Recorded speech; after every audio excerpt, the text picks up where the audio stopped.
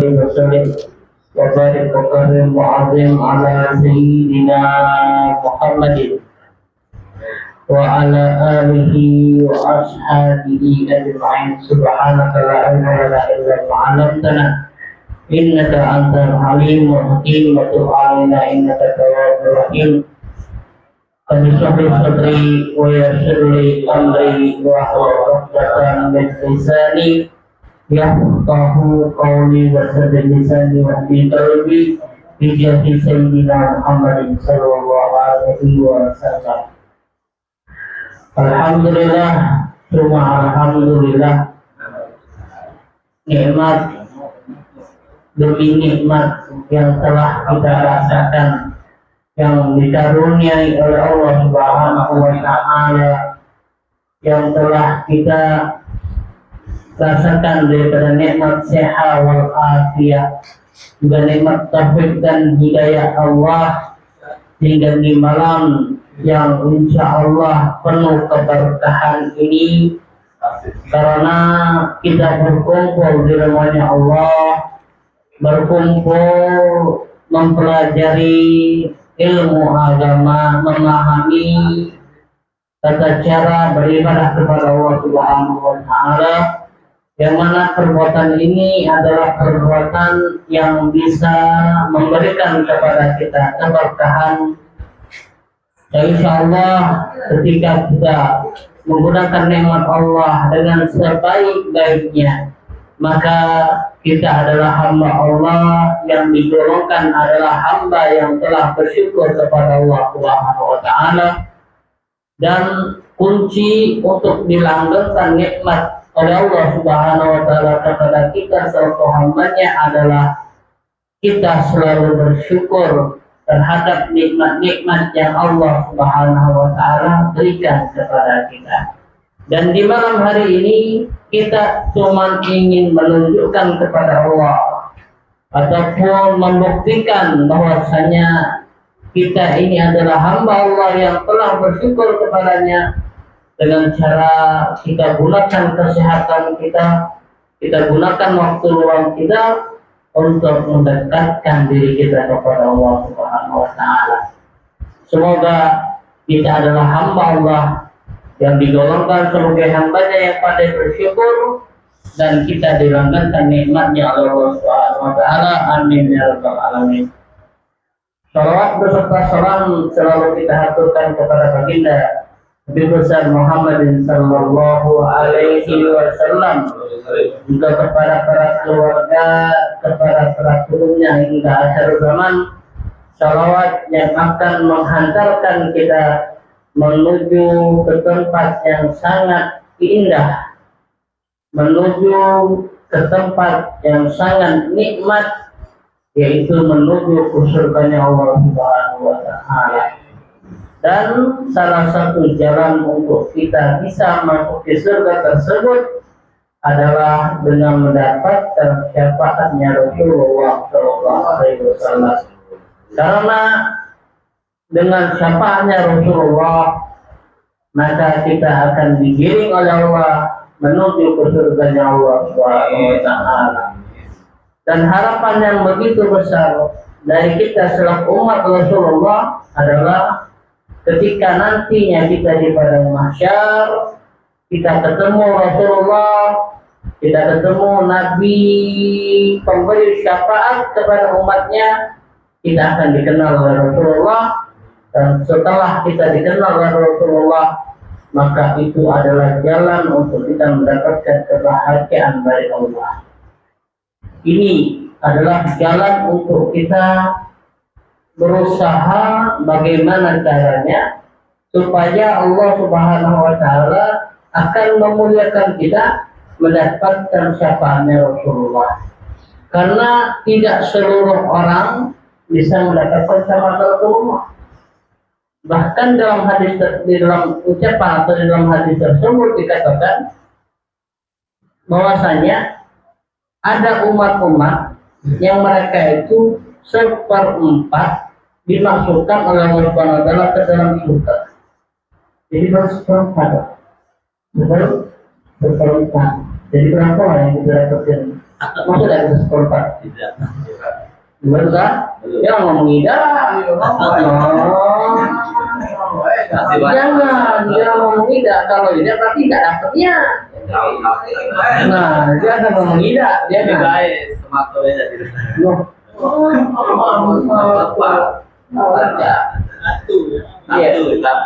Iya. Berusaha untuk mendapatkan golongan yang masuk surga.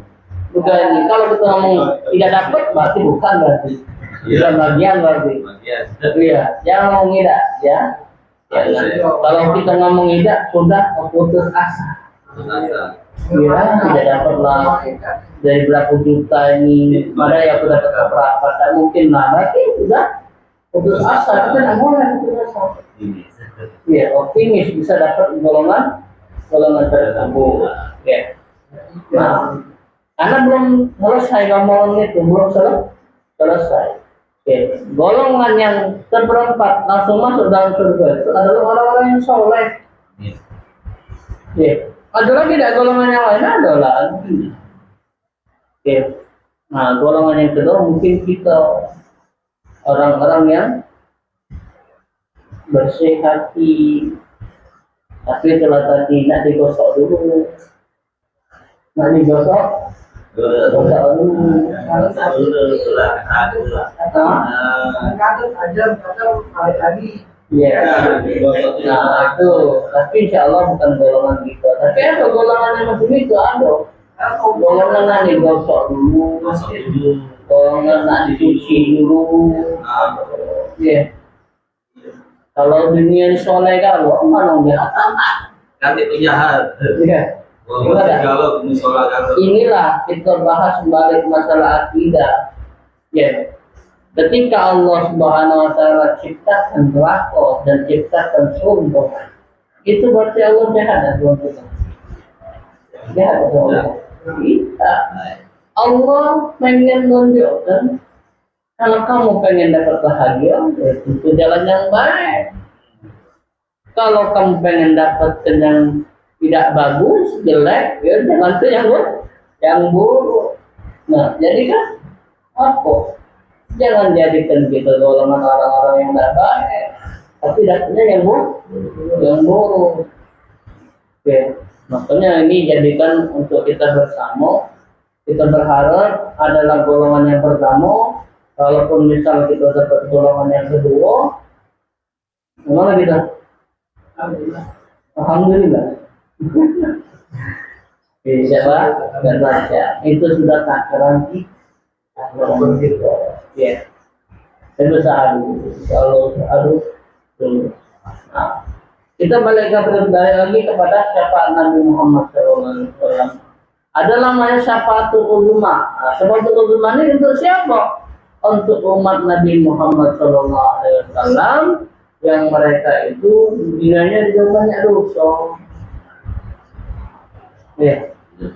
Maka Rasulullah dalam satu hadisnya mengatakan syafaati fi ahli kabairi min ummati, kata Rasulullah. Syafaat aku untuk orang-orang yang telah melakukan dosa-dosa yang besar. Nah ini jangan kita soroti. Iya, mentang-mentang dosa-dosa deh aku lakukan. Gila, bukan macam itu kita memahami hadisnya. Ya, ada orang-orangnya namanya kan pergaulan, namanya ya kita tidak tahu kan banyak-banyak maksiat, banyak maksiat. Ya, makanya coba. Nah itulah diberikan sama Rasulullah. Tobat. Ya. Mereka tobat diinjil syafaat sama Rasulullah Sallallahu Alaihi Wasallam. Ya. Nah, dan kita ini mana? Tadi itu yang orang-orang yang besar. Ya. Kalau kita ini pasti lebih lagi dapat syafaat menurut semua. Cuma terkadang sekarang kita kemana pula? Apakah kita pengen dapat syafaat? Apakah tidak? Tinggal tergantung balik ke diri kita masing-masing. Kalau pengen dapat syafaatnya, mulai kenali diri Rasulullah, dekati diri kita sama Rasulullah. Jangan cuma ngomong cinta, tapi dekati diri tak galak. Apalagi baca lagi bukan bulan Maulid. Nah, ini jalan. Ini adalah jalan untuk kita dapatkan syafaat Nabi. Apalagi di Palembang ini 40 malam. 60 dua bulan. Bulan Maulid 2 bulan. Nah jalan. Ada jadwalnya itu sudah ada. Jalan untuk itu dapatkan syafaat Nabi Muhammad SAW. Jalan untuk itu. Kalau bisa ya hadiri untuk menunjukkan kita ini cinta Nabi. Berkorban tak kena. Waya teman berapa bensin dia. Korban sedikit untuk Nabi. Negara pun tolak nanti, Masya Allah. Ini umat aku nih. Ya, setiap bulan Maulid dia pasti hadir acara bulan Maulid. Bagus kenia. Jangan dia yang itu baik. Ya.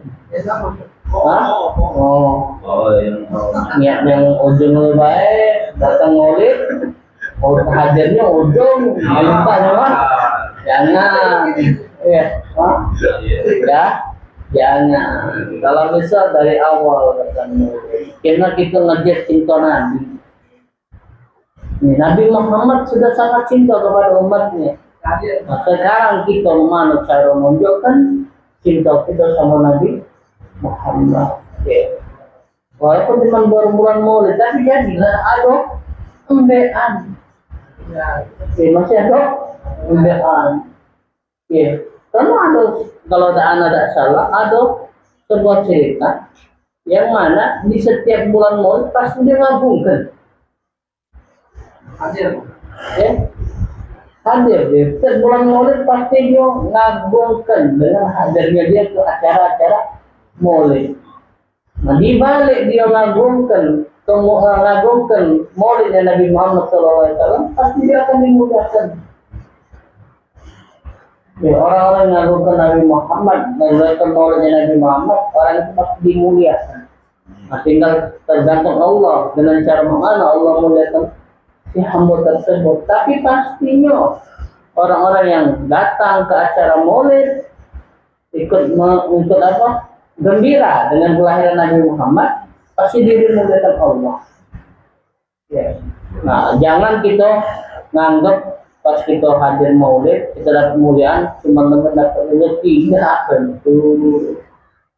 Dapat rezeki, alhamdulillah. Mulai ini besar rezeki aku nih gara-gara hadir Maulid. Nah, jangan macam ini. Jangan macam itu. Itu adalah perantara Allah untuk memuliakan dia. Nah, ini balasan. Balasan karena engkau telah menunjukkan cinta engkau kepada kamu kekasihku Nabi Muhammad, aku muliakan engkau. Nah, juga hati-hati,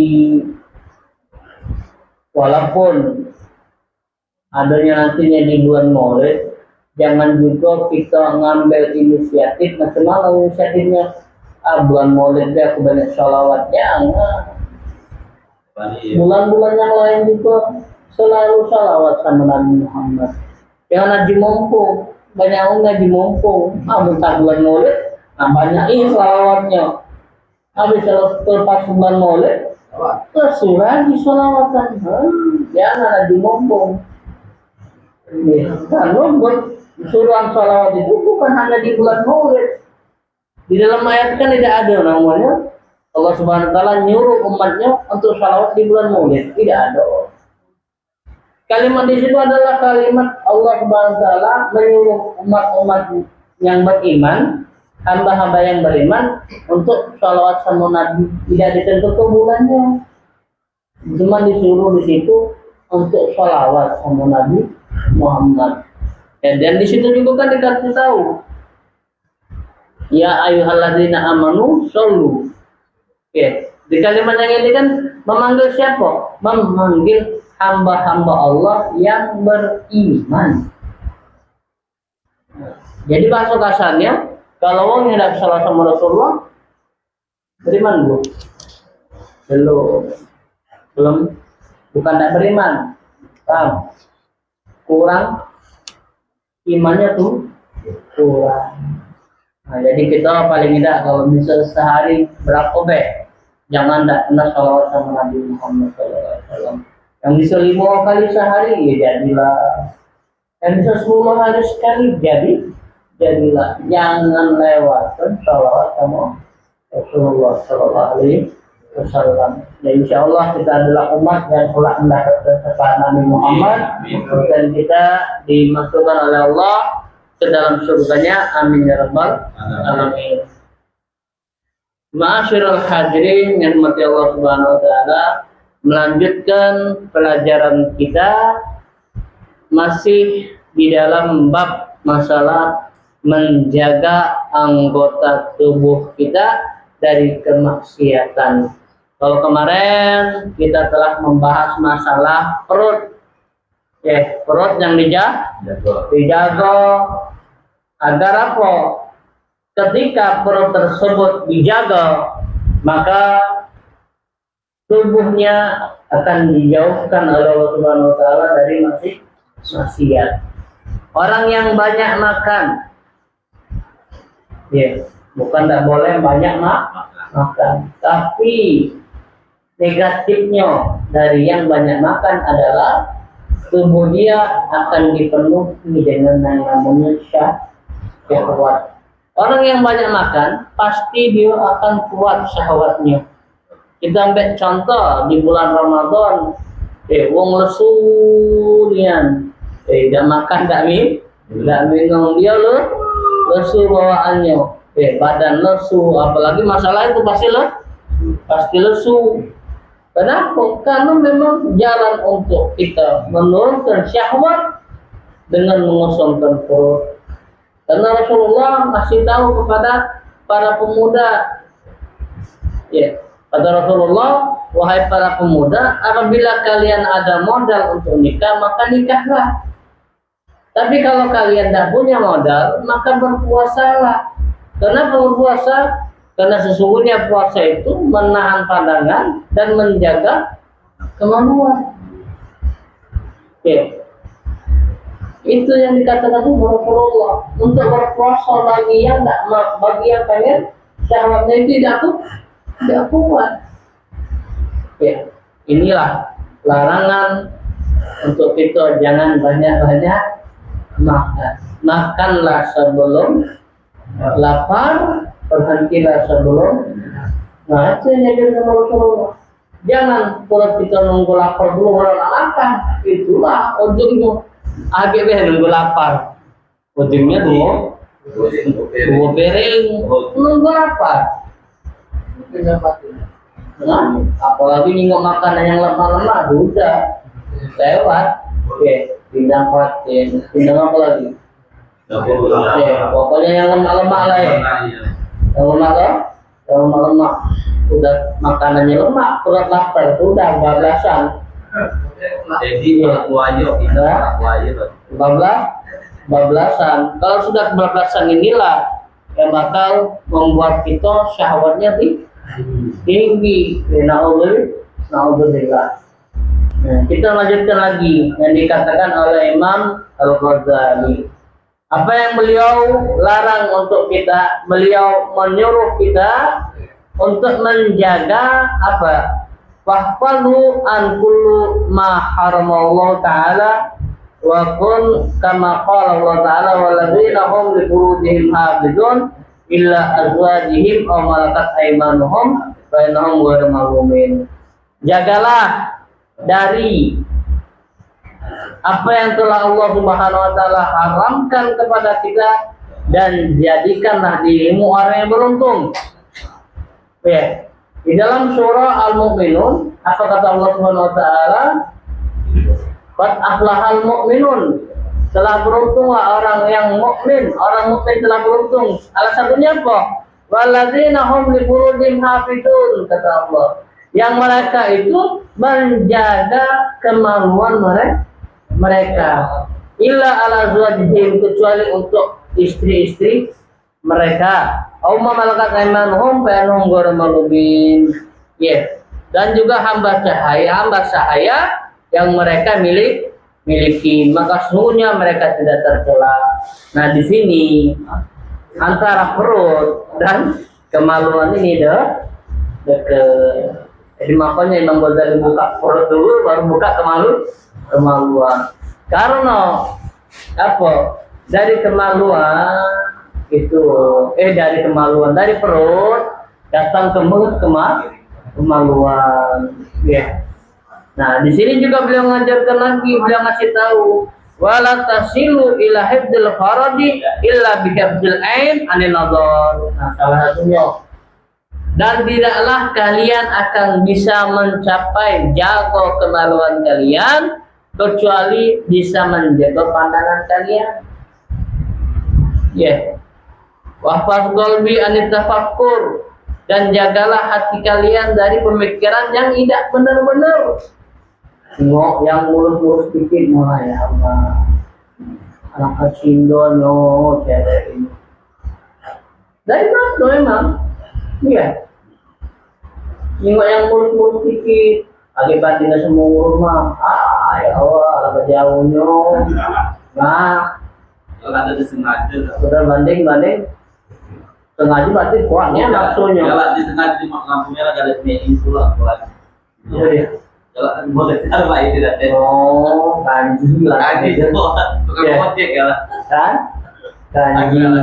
Ya, ini makanya belum ngatakan kalau kalian pengen jago kemaluan kalian, pertama yang harus kalian jago adalah pandangan kalian.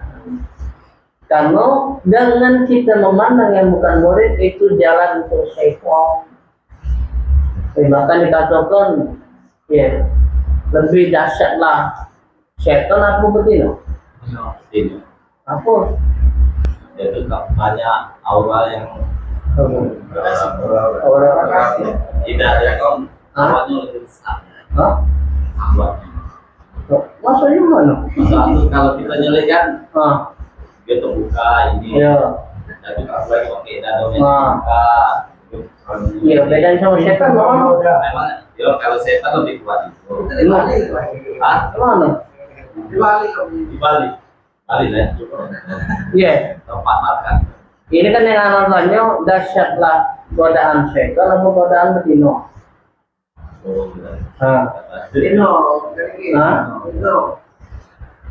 Apa? Dahsyat mana? Dahsyat mana? Itu setan. Setan lagi minta betina untuk orang ini. Betina itu, mana salah kejadian yang nyata di zaman Barsiswa. Ya, Barsiswa tuh, kalah sama betina, bukan sama setan. Memang Barsiswa itu, kenapa? Diganggu sama setan, tapi ganggunya tadi dengan betina. Enggak hanya dia murtad, naudzubillah. Berarti menang sebab menang betina. Jadi wong yang sudah berumah tangga gara-gara betina ini hilang. Wong yang soleh, Barsiswa itu wali. Barsiswa itu wali, tapi gara-gara betina meninggal dalam keadaan alhamdulillah. Makanya ini harus dijaga. Pandangan yang pertama kali kita jaga itu pandangan. Kalau kita bisa jaga mata kita, insya Allah. Bukan berarti suruh menjem. Jangan sampai kita mentang-mentang ada betina yang menjem, ada pacar itu. Kacamata itu matanya. Nah, dari pandangan sampai ke hati. Maka beliau mengatakan, setelah kalian bisa menjaga mata kalian dari pandangan yang tidak benar, mulai jaga hati kalian. Dari pandangan jaga hati. Kalau dari pandangan turun ke hati, dari ke hati turun ke nafsu. Dari hati turunnya ke nafsu. Beda hal kalau dia caranya memandang orang yang akan dimuhrimkan. beda lagi hal.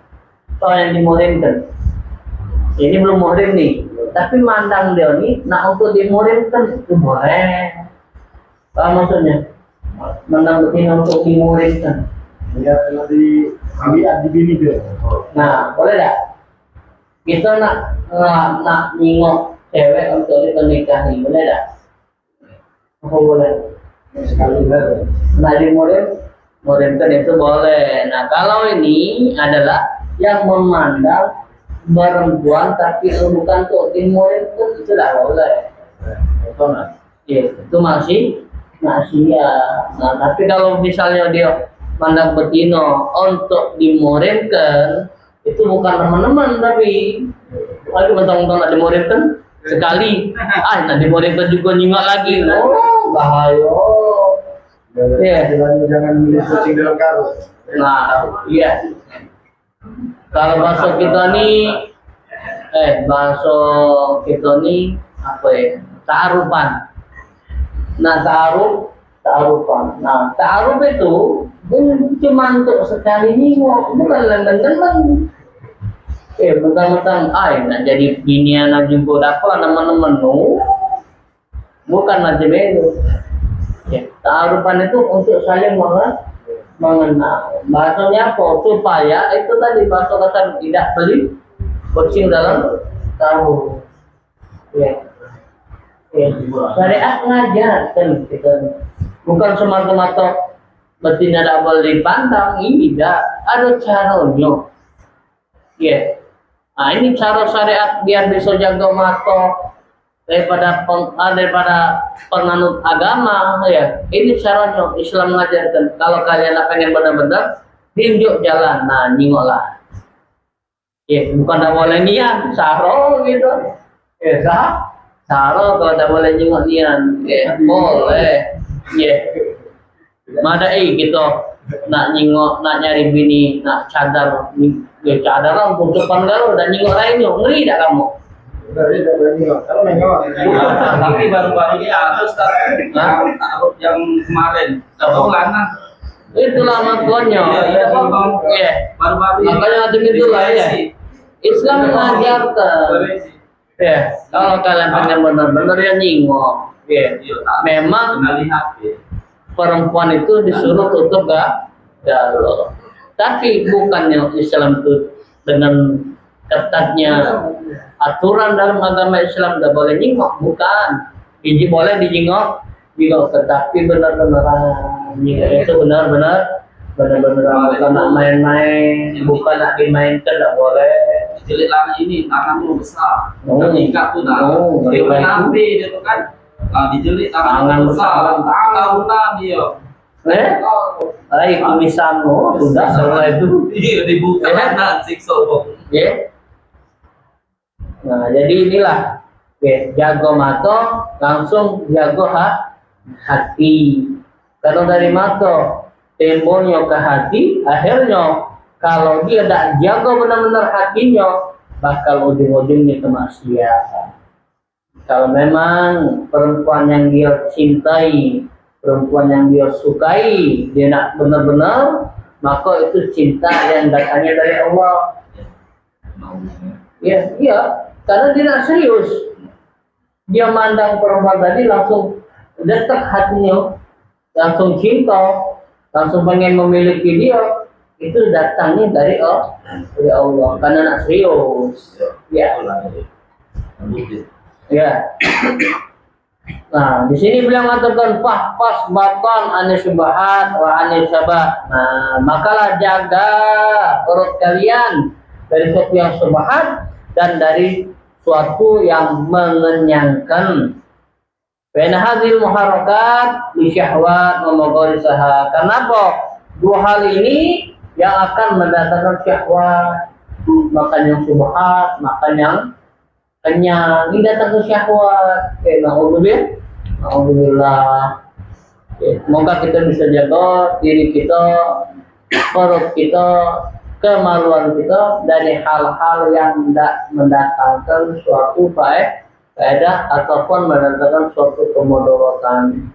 Di zaman sekarang apalagi zaman serba canggih, zaman serba modern, tidak melok lagi sama aturan orang tua, tidak melok lagi sama aturan kakek nenek dia, apa tidak dewek. Hati-hati nih yang zaman sekarang. Kalau tidak jaga benar-benar, naudzubillah, kayak mainan. Syahwat ini kayak mainan. Budak-budak kecil sudah tahu masalah ini, masalah itu. Kalau kita tidak jaga anak-anak kita, ya Allah, takutnya mereka masuk ke dalam masalah maksiat, naudzubillah. Makanya perhatikan sebagai orang tua, perhatikan makanan mereka, perhatikan minuman mereka, perhatikan pergaulan mereka. Pentingnya jaga makan, jaga minum, jaga pergaulan. Jangan kita diam kebe, anak-anak kita bergaul dengan orang yang tak benar. Namanya masa kenalan juga Ustaz. Jangan. Jago nian, anak kita kalau berkawan dengan orang yang tak benar, suruh pindah, suruh jauhi. Walaupun kita saking sayangnya kita sama anak, tapi kalau kita biarkan mereka bergaul dengan yang tak benar, agar kita dapat hasil juga tak benar. Hati ya. Apa kata dalam salah sudar itu, janis. Orang yang duduk itu sama orang yang duduk dengannya. Menjalis ya. Janis duduk itu sama kayak dengan dia. Orang yang berbuat tak benar, dia yang kena getahnya. Contoh nih, orang yang kasarnya nih, kalau kasarnya. Wong yang buat maksiat, pasti dia bergaulnya dengan siapa? Maksiat pula. Tidak mungkin wong yang maksiat bergaulnya dengan wong yang soleh. Kenapa? Tidak. Dan sebaliknya juga, wong soleh bergaul dengan wong yang maksiat. Kenapa? Kenal kalau dia bisa, kalau tidak bisa mak jauh lah. Ini ketakuan dulu, bukan sudah jadi wong, alhamdulillah lah, jadi wong soleh. Nah dekat-dekat wong itu kenal kamu yang ketakuan, jangan kita nak ketakuan, mentang-mentang setiap hari musola sholat jadi musola berjamaah, ada kawan yang tak macam itu. Coba duduk, kalau bisa nasihati, kenal kamu, bukan kamu nasihati dia nasihati kamu, jangan macam-macam. Kalau kita masih tidak kuat untuk duduk yang sama yang macam itu, maka kita hindari baik. Karena pergaulan pasti macam itu. Bukan dalam arti kata kita musuhi, kita kan yang namanya kawan kan pasti ada yang macam itu. Tidak kita kawan soleh kalau benar tak? Ada kita kawan soleh kalau hebat nih kan kalau kawan dengan soleh kalau tidak mungkin. Ada juga kawan yang macam ada macam sedikit Nah, kalau kita tidak mampu untuk duduk sama mereka, jangan coba-coba. Kalau kita kenalan baik, sudah kenal ya sudah, jangan terlalu dekati. Karena zaman sekarang zaman fitnah, kita tidak melakukan, kita duduk sama mereka, pas digerbek amok penuh. Pak aku tidak melok, aku dia orang melok, kalau duduk sini zaman sekarang serba fitnah kalau kita pengen dapat yang baik, duduk dengan orang yang baik. Kalau pengen buruk, tinggal cari kawan yang buruk, kamu belok itu buruk. Jadi sekarang tergantung kita. Nah di sini balik-baliknya kepada diri kita. Kalau kita bisa jaga perut kita, maka insya Allah yang namanya menuju ke kemaksiatan insya Allah ikan. Tapi kalau kita pengen sesuatu yang namanya kemaksiatan, tinggal masukkan dalam perut kita hal-hal yang berbau maksiat, hal-hal yang berbau dilarang oleh Allah pasti akan masuk ke dalam maksiat tersebut. Ya Allah kita bisa jaga diri kita. Masyarul hadirin mati Allah Subhanahu wa taala. Yang terakhir karena isya sekarang maksudnya jam 7 lewat 12.